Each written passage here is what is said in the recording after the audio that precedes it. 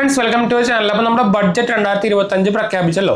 അപ്പോൾ നമുക്ക് ജസ്റ്റ് ആയിട്ട് നമ്മുടെ വീഡിയോയിൽ ജസ്റ്റ് ക്വിക്ക് ആയിട്ട് കുറച്ച് ഓവർവ്യൂസ് അല്ലെങ്കിൽ ഹൈലൈറ്റ്സ് ഓഫ് ബഡ്ജറ്റ് 2025 എന്തൊക്കെ മാറ്റങ്ങൾ വന്നിട്ടുണ്ട് മെയിനായിട്ട് അതൊക്കെ ഒന്ന് ജസ്റ്റ് നമുക്ക് പറഞ്ഞു പോകട്ടെ. എന്ന് വെച്ചാൽ നമ്മുടെ മിക്ക ആൾക്കാരും ഏജ് ലിമിറ്റിന്റെ ഏജ് കാറ്റഗറി ഒന്നും പറയേണ്ട ആവശ്യമില്ല. മിക്ക ആൾക്കാരും നോർമലി ബഡ്ജറ്റ് വരുമ്പോൾ ഇത് നമ്മളെ എഫക്ട് ചെയ്യുന്ന സംഭവം അല്ലല്ലോ എന്ന് വിചാരിച്ചാൽ കുറേ പേര് നടക്കുന്നുണ്ട്. ബഡ്ജറ്റ് എന്ന സാധനം എല്ലാവരും എഫക്ട് ചെയ്യുന്ന ഒരു സംഭവമാണ്. പ്രത്യേകിച്ച് നിങ്ങളൊരു ഏർണിംഗ് കാറ്റഗറിയിൽ വരുന്ന ഒരാളാണെങ്കിൽ എന്താ വെച്ചാൽ അതിൽ മെയിനായിട്ട് വരുന്ന ബഡ്ജറ്റിൽ മെയിനായിട്ട് വരുന്ന സംഭവമാണ് നമ്മുടെ ഇൻകം ടാക്സ് എന്ന സാധനം.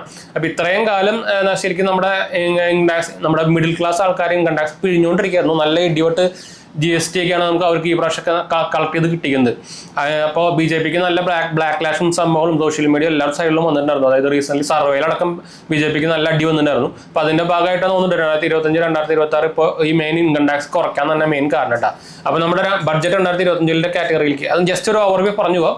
അതിൽ കിടക്കാനായിട്ട് മുമ്പ് എൻ്റെ പേര് അജയ്, ഞാൻ ഫൈനാൻഷ്യൽ അനലിസ്റ്റ് ആയിട്ട് വർക്ക് ചെയ്യുന്നതാണ്. അതുപോലെ തന്നെ നമ്മൾ എന്താ പറയുക ടെക്കും അതുപോലെ തന്നെ ഫൈനാൻസിലും എക്സ്പീരിയൻസും ഉള്ളതാണ്. അതുപോലെ തന്നെ ക്വാളിഫൈഡ് ആവുന്നുണ്ട്. അപ്പോൾ ഞാൻ റീസെൻ്റ്ലി ഇപ്പോൾ നമ്മൾക്ക് സർട്ടിഫിക്കറ്റ് ഞാൻ ഇടയ്ക്കിടയ്ക്ക് ഇങ്ങനെ സർട്ടിഫിക്കേഷൻസ് എടുക്കാറുണ്ട്. ഞാൻ മുമ്പും പറയാറുണ്ട്.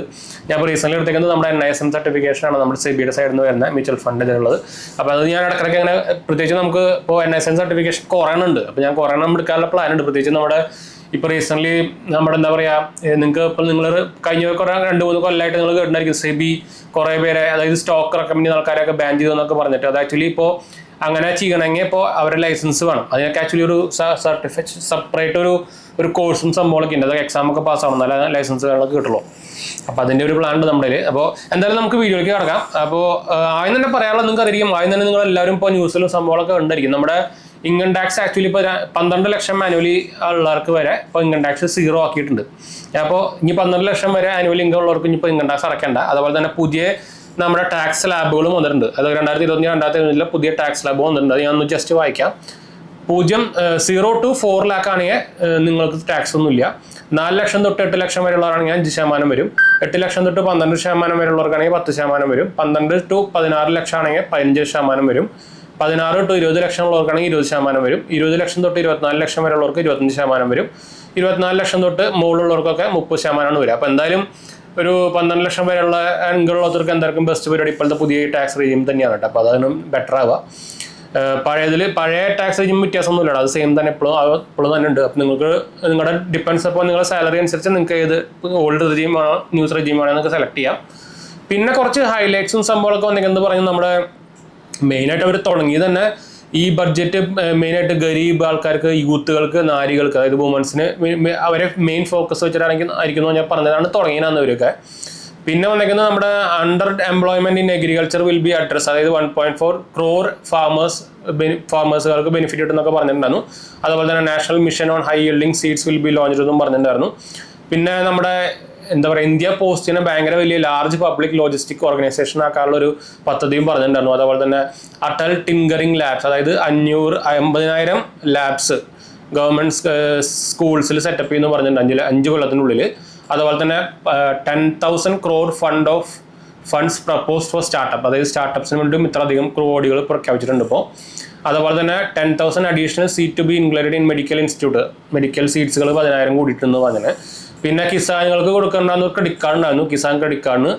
അതിൻ്റെ ലിമിറ്റ് ഇപ്പോൾ അവർ കൂടിയിട്ടുണ്ട്, എൻഹാൻസ് ചെയ്തിട്ട് 5 ലക്ഷം ആക്കിയിട്ടുണ്ട്. മുമ്പ് 3 ലക്ഷം ആയിരുന്നു, ഇപ്പോൾ അത് 5 ലക്ഷം ആക്കിയിട്ടുണ്ട്.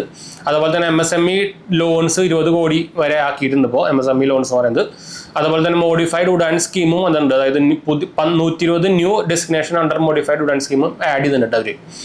പിന്നെ വന്നിരിക്കുന്നത് നമ്മുടെ 50 tourism destination to be develop എന്നും പറഞ്ഞിട്ടുണ്ട്. പുതിയ ഉള്ളത് തന്നെ വരേക്ക് നോക്കുന്നില്ല, അപ്പോഴാണ് പുതിയത്. ഇപ്പോൾ നിങ്ങൾ ന്യൂസിലൊക്കെ ഉണ്ടായിരിക്കും നമ്മുടെ ഗോവയുടെ സ്ഥിതി. ഇപ്പോൾ ഗോവ ആകെ ഇടിഞ്ഞ് പണ്ടടങ്ങിക്കൊണ്ടിരിക്കുകയാണ്. അതുപോലെ തന്നെ national geo spatial mission announce ചെയ്തിട്ടുണ്ടായിരുന്നു. അതുപോലെ തന്നെ second gene bank to be setup for future food security. പിന്നെ greenfield airport to be facilitated in ബീഹാറിന് ഭയങ്കര കുറേ സംഭവങ്ങളൊക്കെ എന്താ പറയുക ഒരു പ്രഖ്യാപിച്ചിട്ടുണ്ട് കേട്ടോ ബീഹാറിന്. അതുപോലെ തന്നെ ജൻ വിശ്വാസ് ബിൽ 2.0 അത് വരുന്നു പറഞ്ഞിട്ടുണ്ടായിരുന്നു. അതുപോലെ തന്നെ revised fiscal deficit estimated to be 4.8% of GDP ആക്കിയിട്ടുണ്ട് ഇപ്പോൾ. പിന്നെ ക്യാപിറ്റൽ എക്സ്പെൻഡിച്ചർ അറ്റ് 10.18 lakh കോടി ആക്കിയിട്ടുണ്ട്. Gross market borrowing at 14.82 lakh കോടി ആക്കിയിട്ടുണ്ട്. എന്തൊക്കെയോ കുറേ മെസ്സേജ് വരുന്നുണ്ടല്ലോ. പിന്നെ നമുക്ക് 36 ലൈഫ് സേവിങ് ഡ്രഗ്സുകളെ ഡ്യൂട്ടി, അതായത് ടാക്സിൽ നിന്ന് ഒഴിവാക്കിയിട്ടുണ്ട് GST നിന്ന്.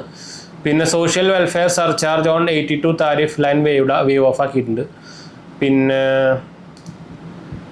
Personal tax reforms with special focus on middle class, അതാണ് നമ്മൾ ഓൾറെഡി പറഞ്ഞത്.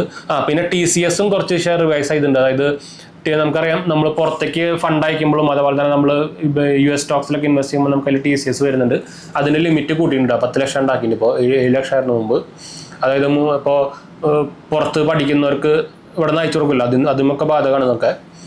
പിന്നെ എന്തൊക്കെയാ, സ്റ്റാർട്ടപ്പിന് കുറേ സംഭവങ്ങളൊക്കെ കൊണ്ടുവന്നു പറഞ്ഞിട്ടുണ്ട്. അതുപോലെ തന്നെ ക്യാപിറ്റൽ ഗെയിൻ ലിമിറ്റ് എക്സീഡ് ചെയ്തിട്ട് 12.7% ലാക്കാക്കി 12.7 ലാക്കാക്കിയിട്ടുണ്ട്.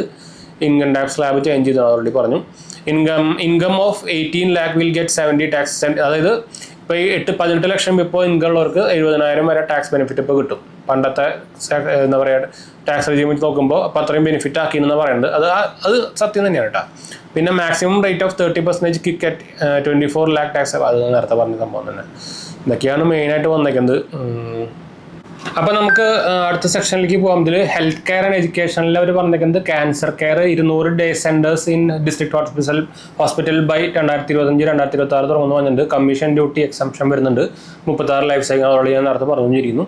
പിന്നെ 10,000 ന്യൂ സീറ്റ്സ് ഇൻ മെഡിക്കൽ വരുന്നുണ്ട്. അതുപോലെ തന്നെ ടിങ്കറിംഗ് ലാബ്സ്, അത് ഓൾറെഡി ഞാൻ പറഞ്ഞു. Bharat net broadband for all rural secondary സ്കൂളുകൾക്കും പ്രൈമറി ഹെൽത്ത് സെൻ്ററിലേക്കൊക്കെ BSNL പരിപാടിയാണത്, അത് ദൈവത്തിനറിയാം. പിന്നെ അടുത്ത് പറഞ്ഞിരിക്കുന്ന ഇൻഫ്രാസ്ട്രക്ചറും അതുപോലെ തന്നെ അർബൻ ഡെവലപ്മെൻറ്റുമാണ്. അതിൽ കുറേ സംഭവങ്ങൾ വന്നിട്ടുണ്ട്. Urban challenge fund 1 lakh crore for cities as growth hub, water and sanitations. പിന്നെ maritime development fund 25,000 crore corpus for ship building and port infrastructure. പിന്നെ അതിലാണ് ഉഡാൻ സ്കീമൊക്കെ വരുന്നത്. പിന്നെ എനർജി ആൻഡ് എൻവയോൺമെൻറ്റ് നോക്കിക്കഴിഞ്ഞാൽ ന്യൂക്ലിയർ എനർജി മിഷൻ വരുന്നുണ്ട്. 20,000 crore for small modular reactors. 5 operational by 2033 പിന്നെ clean tech manufacturing incentive for EV batteries, solar PV സെൽസുകൾ, wind turbines ഉണ്ടാക്കുന്നതിനൊക്കെ. അതുപോലെ തന്നെ ക്രിട്ടിക്കൽ മിനറൽസ്, അതായത് duty exemptions on cobalt, lithium ion scrap and 12 others to boost domestic production എന്ന് പറഞ്ഞിട്ടുണ്ട്. പിന്നെ നമ്മുടെ ഈസ് ഓഫ് ഡൂയിങ് ബിസിനസ്സിലും കുറച്ച് സംഭവങ്ങൾ വന്നിട്ടുണ്ട്. അതായത് FDI ഇൻ ഇൻഷുറൻസ്, അതായത് limit rise to 100% for companies reinvesting premium in India. അത് പിന്നെ പോട്ടെ. റെഗുലേറ്ററി റിഫോംസ് വന്നിട്ടുണ്ട്, എന്നൊക്കെ പോട്ടെ. പിന്നെ നമുക്ക് ഇൻഡയറക്റ്റ് ടാക്സ് മെഷേഴ്സും വന്നിട്ടുണ്ട്. അതായത് നമ്മുടെ കസ്റ്റംസ് സിംപ്ലിഫൈസേഷൻ ആക്കിയിട്ടുണ്ട്. റെഡ്യൂസ് ടു 8 താരിഫ് റേറ്റ് ആക്കിയിട്ടുണ്ട് കേട്ടോ.